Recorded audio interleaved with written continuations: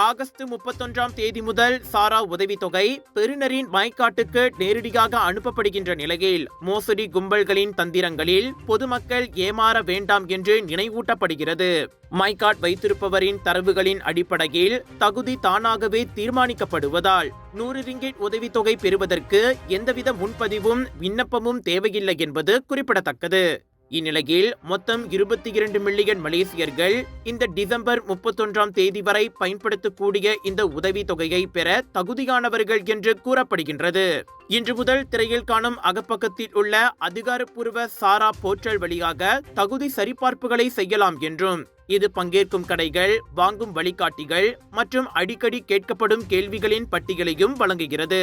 இந்த உதவியை நாடு முழுவதும் 7300க்கும் மேற்பட்ட பதிவு செய்யப்பட்ட சில்லறை விற்பனை நிலையங்களில் செலவிடலாம் என்றும் இதில் 14 வகைகளில் 1 லட்சத்திற்கும் மேற்பட்ட அடிப்படை தேவைகள் வாங்கலாம் என்றும் அறியப்படுகின்றது.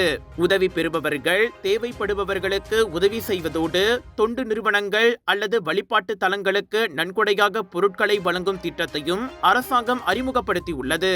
இந்த ஆண்டு இறுதிக்குள் பயன்படுத்தப்படாத எந்த ஒரு இருப்பும் மடானி அரசாங்க திட்டத்தின் கீழ் பிற முயற்சிகள் மூலம் பாதிக்கப்படக்கூடியவர்களுக்கு திருப்பி தரப்படும் என்றும் MOF அறிவித்துள்ளது.